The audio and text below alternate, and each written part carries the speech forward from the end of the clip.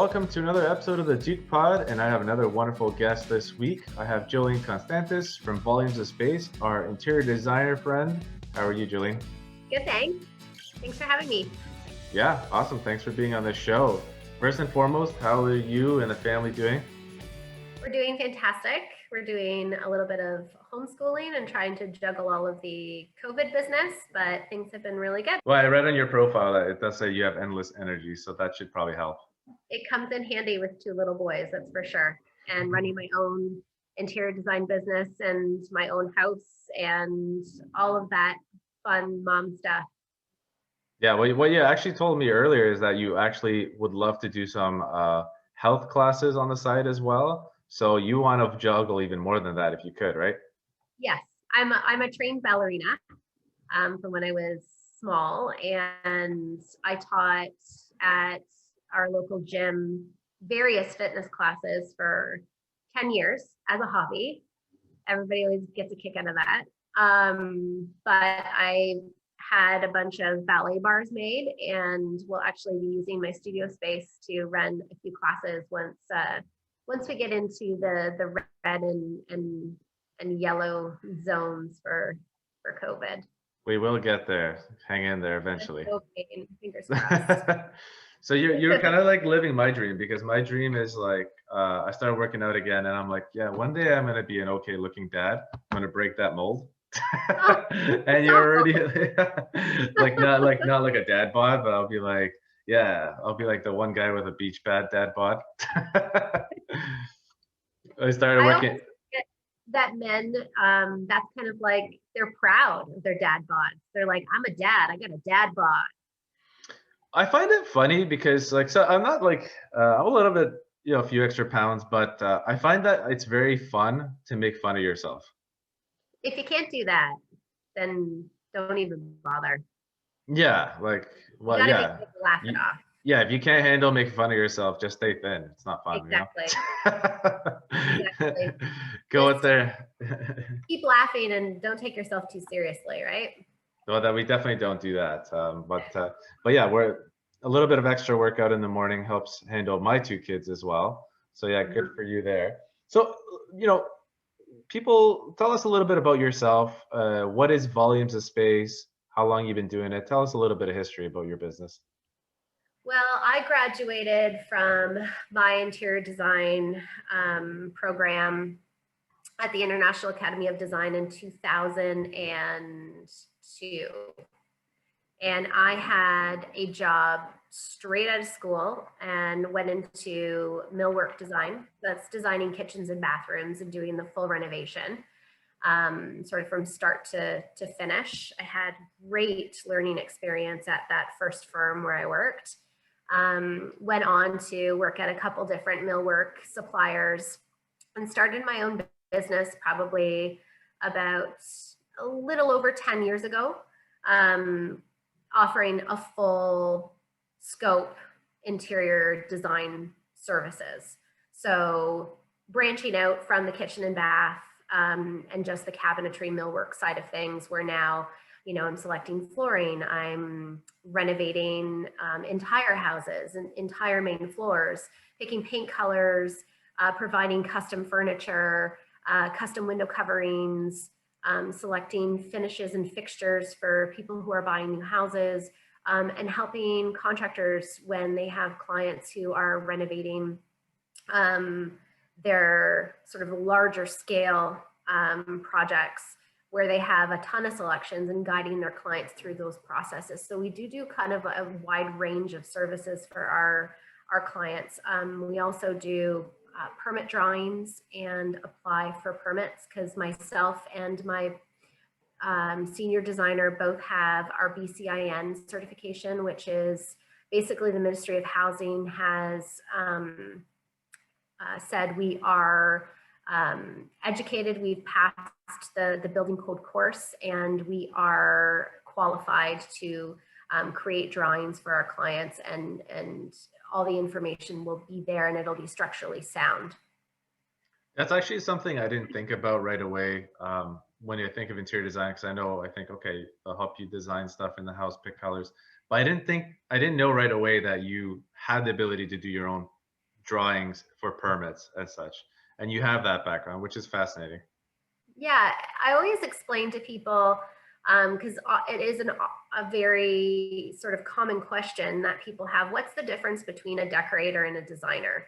Well, a designer has to both understand and be able to perform the abilities of a decorator as well as an architect. So we do a lot of the same projects from both professions. Amazing. Yeah. One of the things you said that I actually think about once in a while is sometimes I have clients, they do some renovation projects, whether they do their own or larger scale.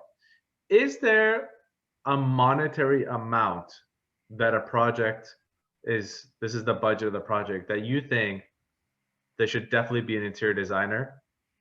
Well, like what expensive does a project have to get where you're like, well, you should definitely have an interior designer for that? We don't run our business that way. Okay. We typically recommend having an interior designer when you don't feel comfortable to make a decision that is going to affect you in a way that you can't come back from.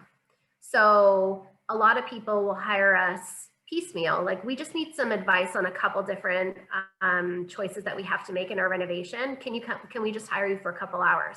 Absolutely. And all we're doing for those people is we're giving them the confidence to make those big decisions, like running one particular flooring all the way through your main floor, or picking a paint color that has to go through the entire main floor. Okay. Sometimes those are very costly decisions. And if you make the wrong one, then you're going to have to do it over again and or live with something that you're not happy with. I recommend hiring an interior designer when you don't feel like you have the confidence to make those decisions yourself. Right. Because bar none, you're going to save money investing a little bit of time hiring a professional to help you make those decisions confidently. Yeah, I think one of the worst things that you probably don't want to hear is someone picking something on their own, a color or a floor, and then being like, "Ah, why did we pick this?" Like, Yeah. I remember Parking for that person too, right? Especially yeah. when they spent a lot of money on their renovation.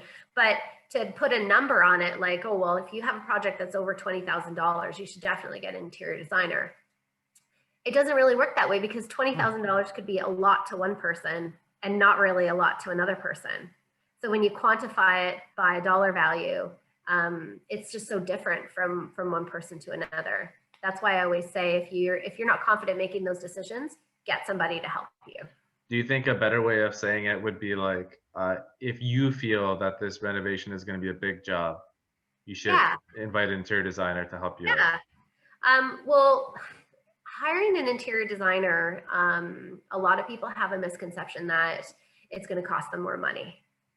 And it's absolutely 100% the opposite. When we first meet with our clients, we usually get down into discussing what their needs and their wants are, what their expectations are, and then we really hone in on their budget.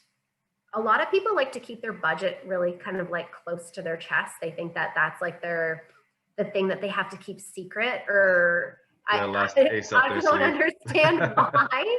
Because as soon as we know that number, then we're going to design a space and give you ideas that fit into your budget. Designers don't work the opposite way, where they come in and they're just like, oh, do. That's not helpful, because then you're going to see this like beautiful space that you can't afford, right? And good design does not have to cost thousands and thousands and thousands of dollars. It really doesn't. Right. If you have a tight budget, be upfront with us, because it's going to help us to give you the, it's going to help us to design a space that's more fitted to you. And if we're conscientious of the budget from the beginning, it's just going to make a lot more sense and make the whole project run a lot smoother. All right, so here's a question for you. I know if you have a good budget, you'll probably feel like, yeah, we can do a lot of good stuff. But and you have a tight budget, do you actually value the challenge of coming up with a good design for a tight budget? Or, Absolutely. okay, Yes. Yeah. Some of my more fun projects have been with clients that are like, look, we don't have a lot of money, but this is what we're trying to do.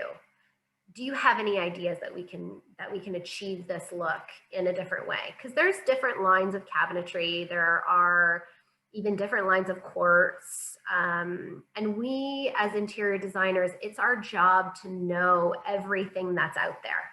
So it's easy for our clients to say, this is what I'm looking for. And I'm like, oh, well, I have the perfect thing. hmm. Because we have that whole sort of like inventory constantly like in our head. I feel like you would know more about material, like finished material at least for sure, than the average contractor based on what you just said. Yeah, because I work with many different contractors who have many different suppliers, and I know the color like Rolodex for like all the eaves troughs, all the siding, all the brick, all the stucco, and then everything on the inside too. Okay, excellent. So not just interior designer, but exterior as well. Yeah, well, a house has two sides, Absolutely. inside outside. That that makes a huge difference. Although I do like looking at a house, sometimes showing a house that somebody renovated, they flipped it, and like it looks so janky on the outside, but inside it looks beautiful. Or vice versa, it looks great on the outside, and then inside it's just like, oof. They only had the budget to do one side. Which side would you recommend then? I would recommend balancing your budget for inside and outside. Great answer. And you'll Perfect. find a way to make it happen. Yes. Well, you know what? On that topic, uh, let's talk about colors first, since you already mentioned colors. Yeah. What colors do you like now? Because I do think of when we sell a house, we often just pick beige or a shade of gray. But one, are those still the correct colors to sell a house? And two, what colors do you like if you're not just looking to sell, or you just want to? What's trending?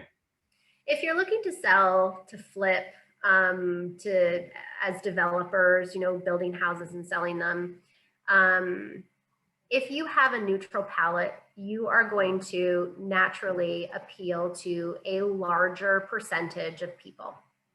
And that's why we do it that way. Because we want everybody to be able to come into a home that we're staging or flipping or renovating to sell.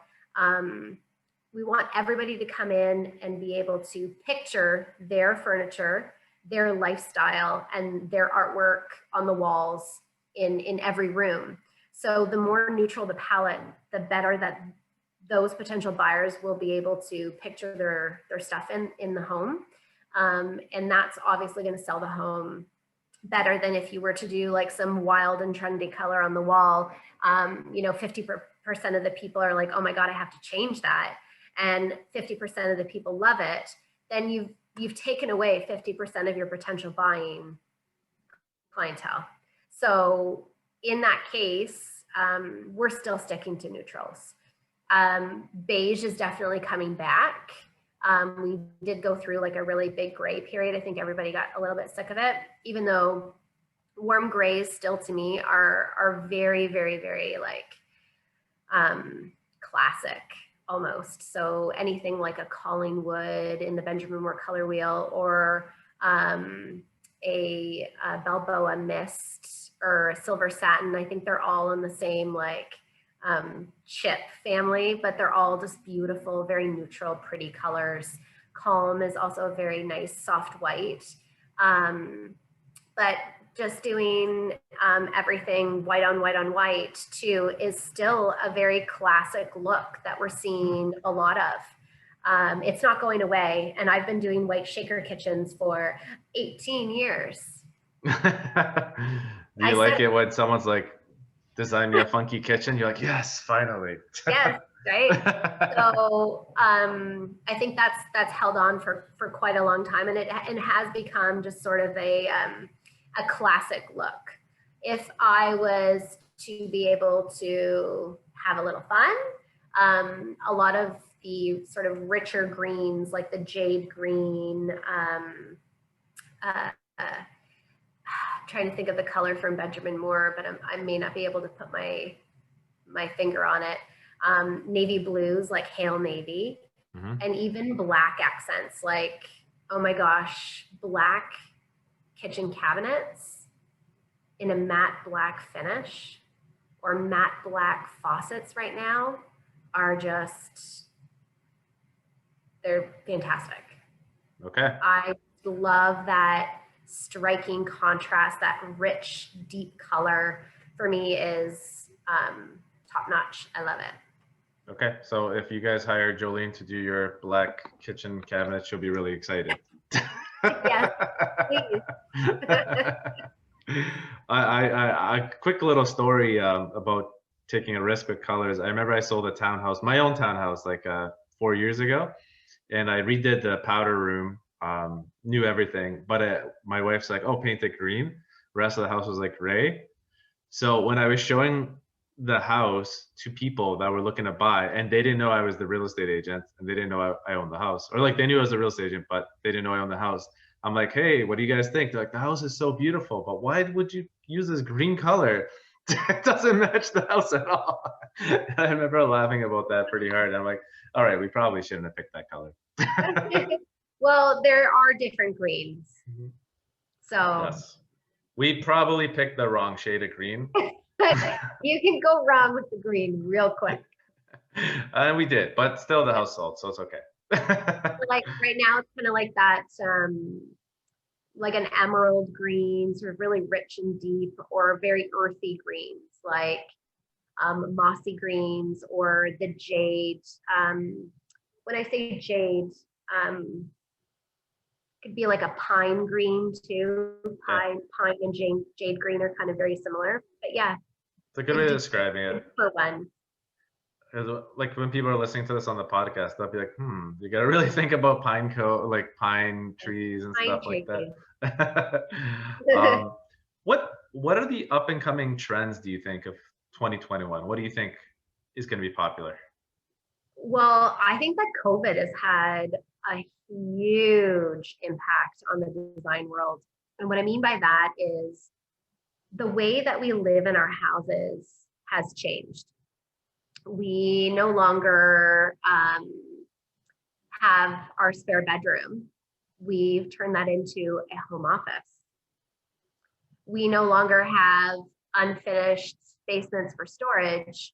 We have additional living area for multi-generational living, or we've converted it into a home gym.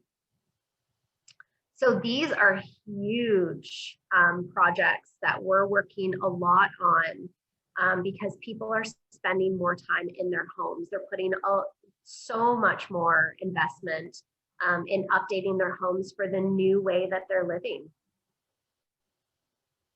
Okay, yeah, that totally makes sense. Yeah. People need home gyms, people need office spaces, right? And those tend to be the other than the major renovations that they've always wanted to do, but they took that trip to the Bahamas and they did this and then they did the other thing, where now they're not doing anything and there's no excuse, and everyone is sort of fulfilling their renovation dream. Yeah, that's the people for some reason have a lot of money like now to spend on renovations and this and that. And well, if you want to pull a mortgage out on your house right now to get a little bit of extra cash, the rates are really low. Yeah, that's true. So, people are taking advantage of some of the sort of economic benefits to COVID as well. And I can tell you that the way the market's going, adding that kind of value to your home will probably double not double, but double the amount of money you spent on it, probably. Absolutely. Yeah. Absolutely. One of the things I saw on your Instagram is that you have a team of people. You have your suppliers there. You did a little excerpt on them, right? So how important is it to have a team of people? And then my follow-up question is, do you prefer to work with them, or how much does it bother you to work with other people? That's a very good question. Um, I am a very good team player. So if my client dictates who the team is going to be, then I'm going to play well with the team members, no matter who they are. I'm going to do my job the way I always would. And ultimately, it's up to the client to decide who they trust to do the renovation work. And that's totally okay with us. Everybody at my firm, I've always dictated that um, we don't necessarily call the shots unless we feel really, really strongly about it.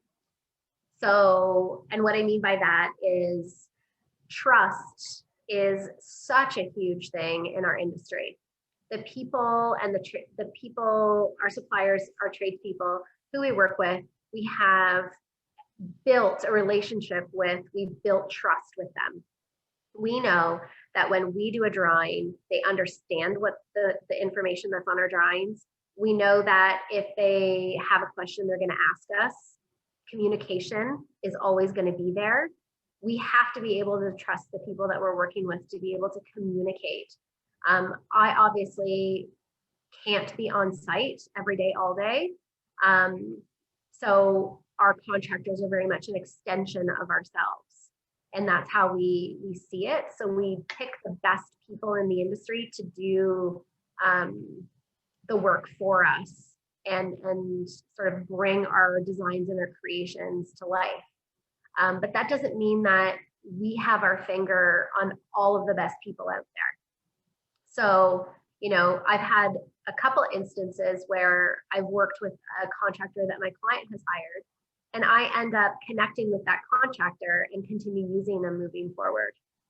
So I don't have a sort of a line drawn in the sand where that's concerned. I like to be flexible. I think that our profession requires that of us. Excellent. I also feel that so many different people, right? yeah, I mean, why not, right? If you have a good experience, why not? I also feel like if you since you've made like 6 or 7 profiles of your favorite contractors, that if you make the cut, you must be a pretty big deal. Yeah. Right? If you make Jolene's Instagram profile. We're actually featuring everybody on our website too, and there's probably 4 or 5 contractors that didn't actually make the photo shoot day. So oh no, that's a nice way of saying you didn't make the cut. we'll have more to add as time goes on. I feel like it's an ongoing and evolving thing. So people could actually go on your website and see that these are very credible contractors if they don't know who to work with, right? Yeah. Okay, that's really important to know. The other thing is that you have 2 other team members that are part of Volume Space, right? Yes, Lisa and Kelly. Lisa and Kelly. Okay, well, congratulations on having 2 extra teammates. When did they come on board? Kelly came on very shortly after I incorporated Volumes of Space, which was about 4 years ago. And she has been invaluable to our business and is now our senior designer and very much my partner in crime.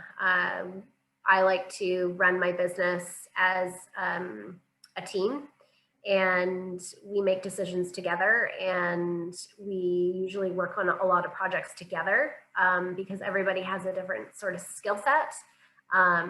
And it's a lot more fun that way because we have a creative profession, and being able to share creative thoughts and blend ideas together, I think you come out with a much more successful end result. And Lisa is our newest member. She's only been with us for a year and a bit. She's actually taking her interior design diploma program, which is fantastic. She's doing really, really well.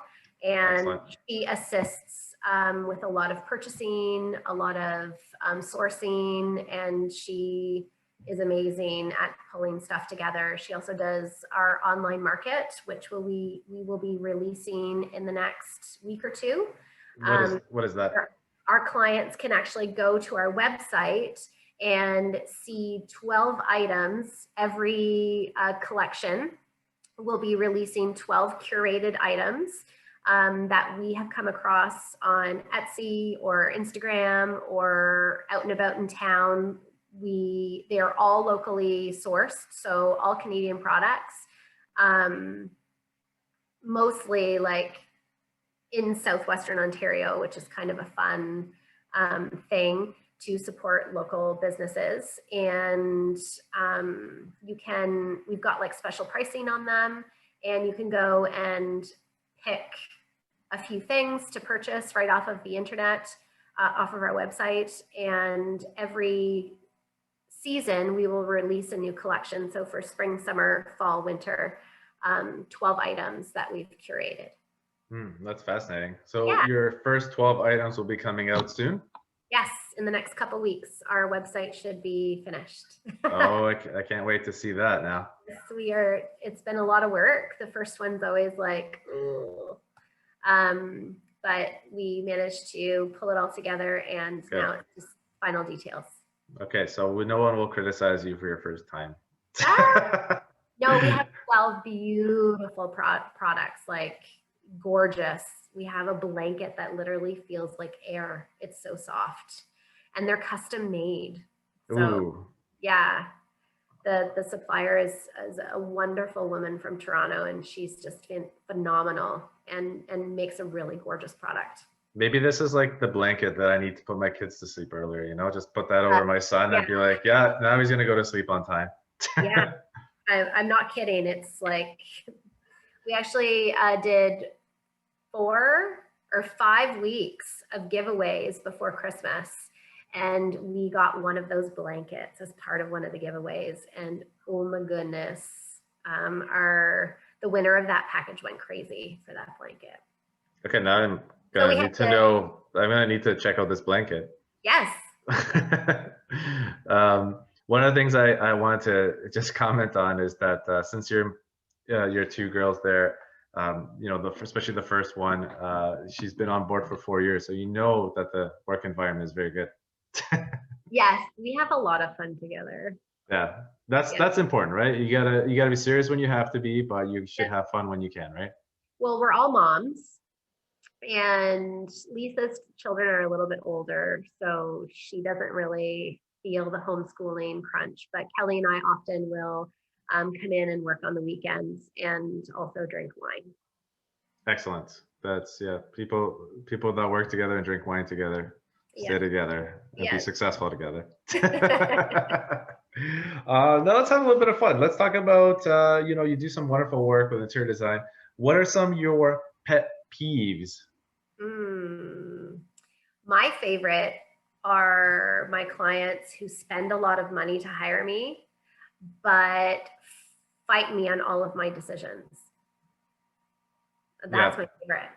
Or they will take a look at this like phenomenal plan that we've put together, and the space lays out so perfectly, everything flows, and then it's like, no, I liked that idea that I actually sketched for you before.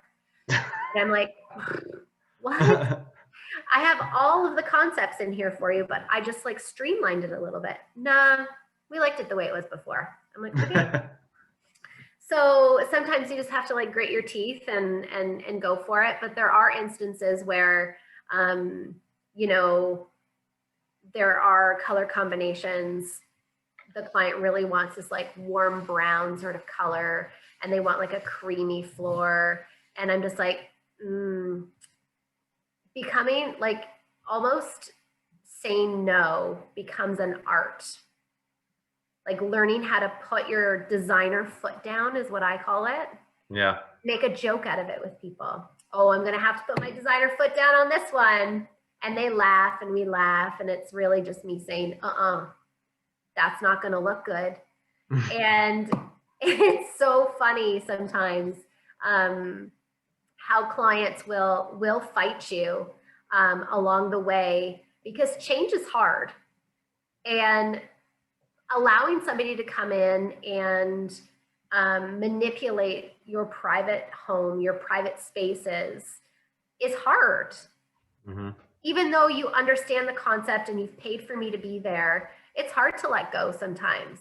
But at the end of the day, everyone is really happy. And, you know, oh my goodness, I had a client and he was, or he is my, well, you can take a look at the project. I think it's called, it's my Burlington project. I want to see, oh my gosh. Is it on your website? It is on my website. I definitely want you to check it out. I definitely want you to go and take a look at this backsplash. Those are some, I looked at them before coming on the call with you. And yeah, those are all like amazing looking projects. Because, oh my goodness, my client fought me on this backsplash. And he said, you know what? I don't like it. I don't think it's going to work. It's my Forest Vale Dream project. Forest Vale Dream. And we did so many like beautiful different things in that kitchen. It's stunning. The whole home was stunning because I literally renovated it from top to bottom. Mm-hmm. There wasn't a single square foot of space I didn't touch.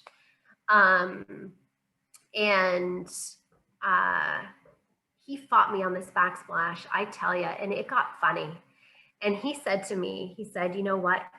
What's a good batting average? Like 300. Okay. So he made a baseball reference to me. I don't watch sports like at all. Sometimes I watch soccer. I'm European background and, sure. And Olympics. I'm going to be truthful. This summer, hopefully. Yeah. He says to me, you know what? You're batting like a 290 average. He goes, and because he would never give me perfect. He's that guy. But I'm telling you, this backsplash, I don't know if I can dig it. And I'm like, you know what, Paul? I'm going to put it in. And if it's terrible, I will take it out. I promise. I will cover the cost. I'll take it out. So we went through this and he's harassing me because we're friends too. So he's, you know, poking me a little bit about this backsplash the whole time. It goes in. He came home that night. He called me right away and he's like, you're batting 300. And that's all he said. That was it. He didn't want to say I was right. He didn't want to say, you know, that I had made a good choice. He just said, your batting average went up.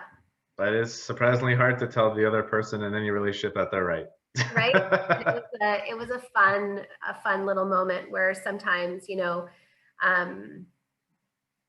people have a hard time giving me full control. And we 100% realize that I'm a control freak. I couldn't give somebody else control either.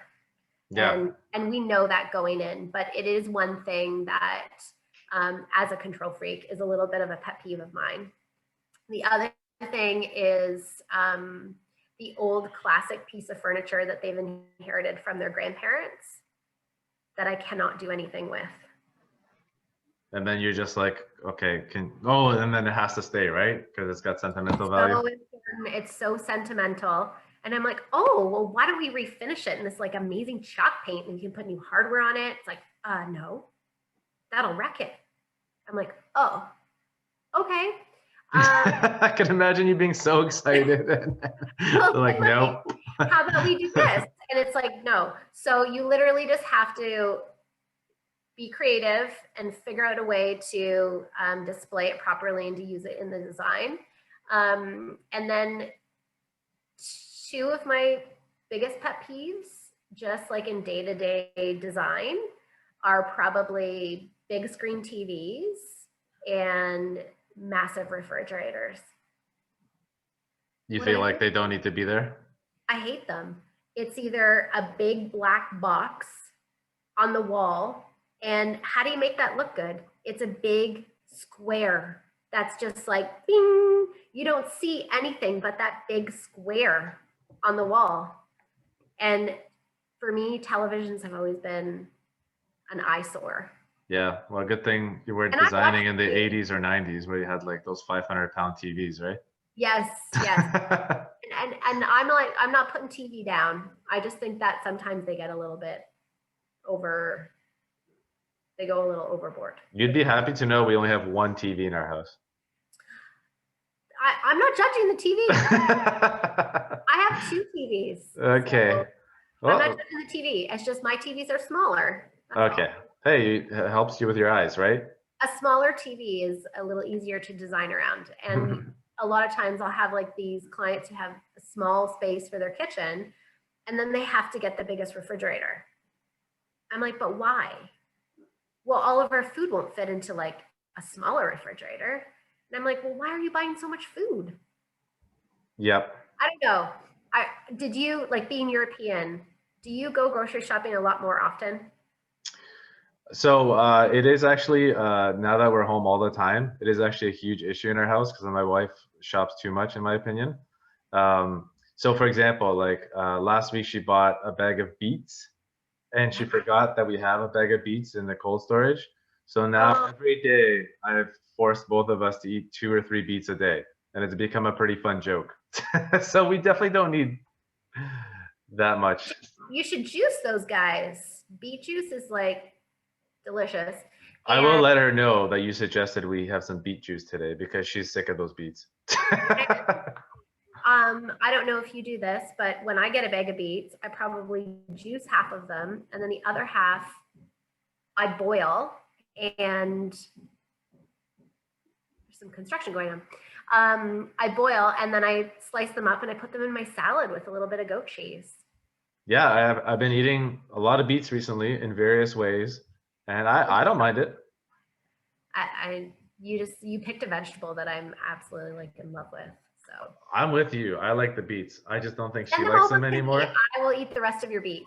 How about that? I have a whole nother bag that she's like, I'm like, as soon as we're done this, all these beets, we gotta cook the other bag. And she's just like, I will never go shopping again. So funny. And I'm like, I have nothing else to do. Let's just run this joke for as long as possible, you know? um, But yeah, but that's it.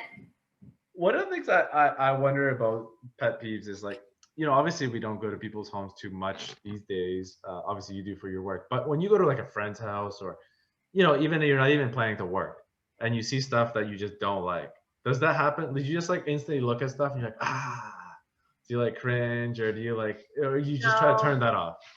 I can shut it off. Okay, good. I can shut it off really well. Yeah. Good for you being able to do that. It's one of those things where I'm not there to critique. That's not like what I do. I don't go through life and critique. Really see my job as I don't know, doing a little bit of good in the world and helping people be comfortable and enjoy their homes more. That's gotta have a good feeling, Yeah. especially nowadays, right? When you have to be in it nonstop. Yeah. Like you want to be comfortable, you want to be happy, you want to be calm, zen. Absolutely. Absolutely. Yeah. I have a question I wanted to ask you. I just don't know if you've already answered it.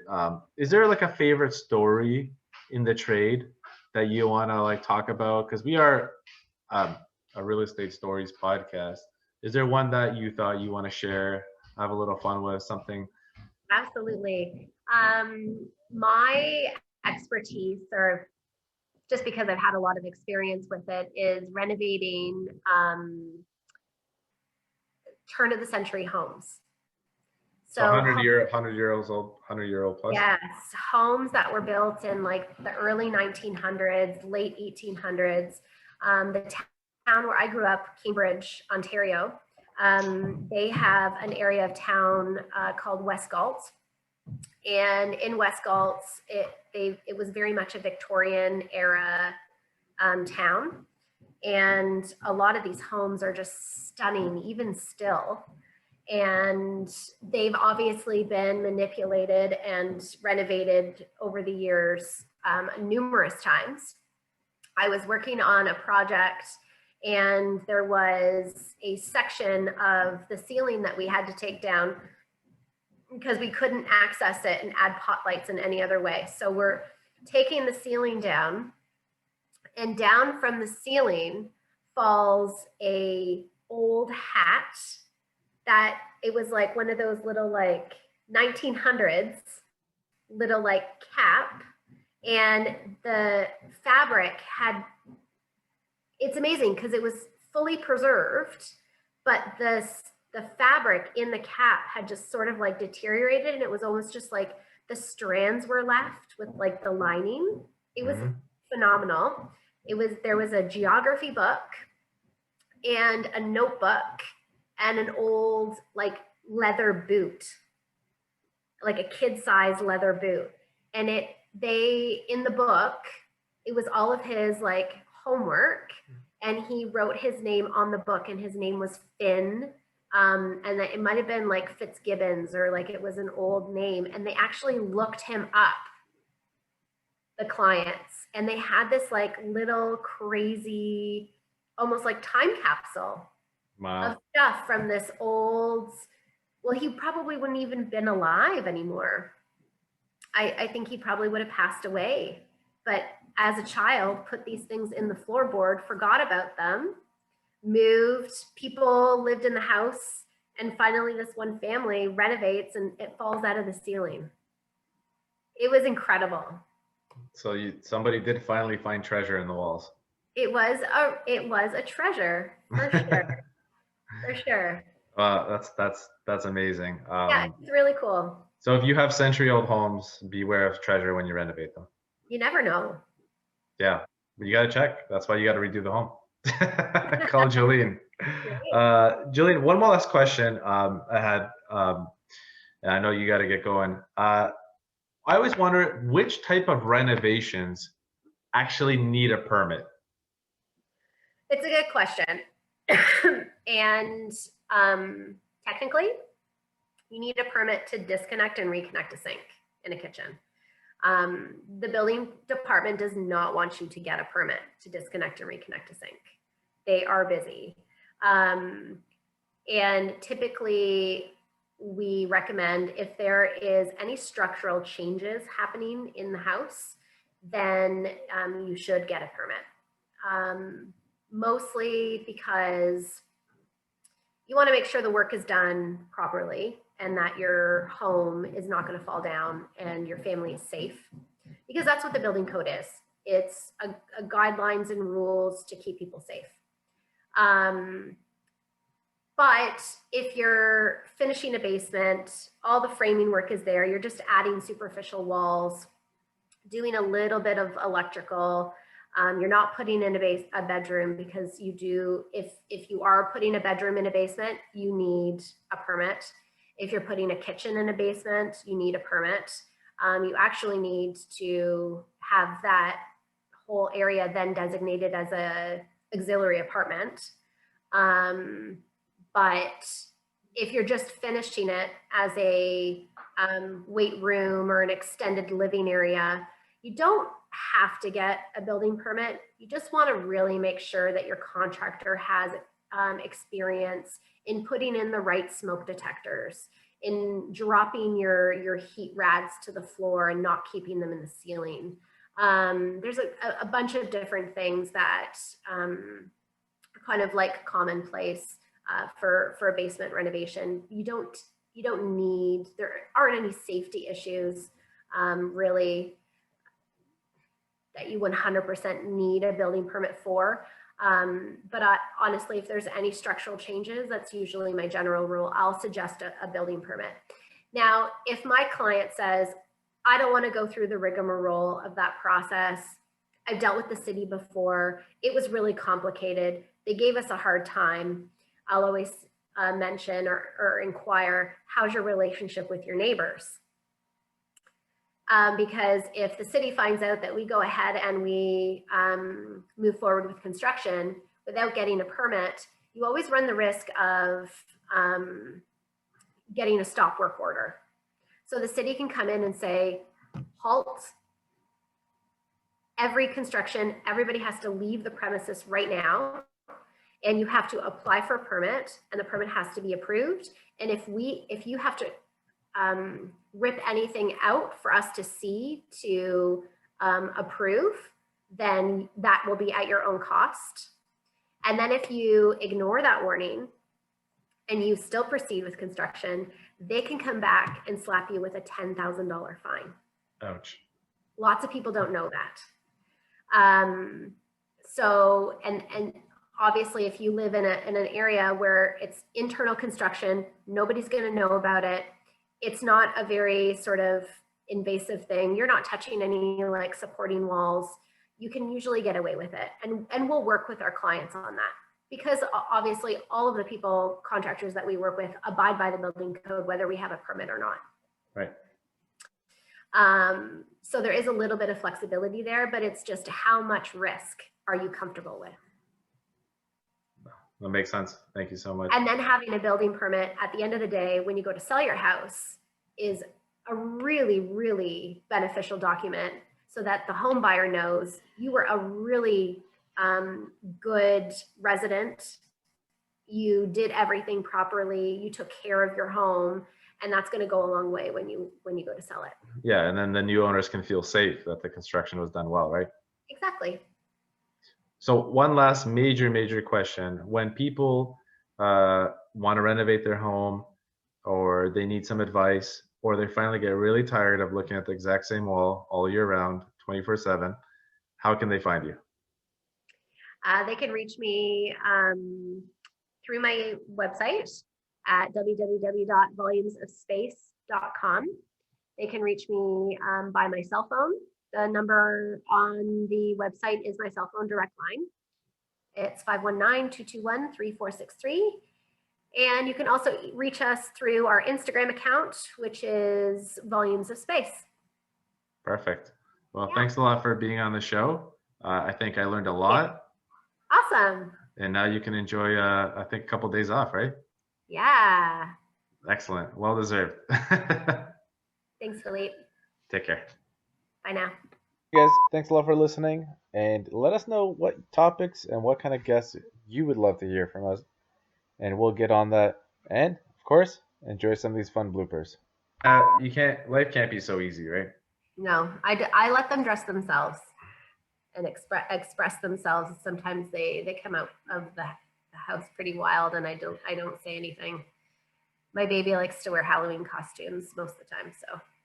I feel like with my son, I think I dress him reasonably. Like I try to match his clothing, just whatever, like pick a shirt, match his pants, whatever. But with my daughter, she's 5 months, she's got a lot of hair.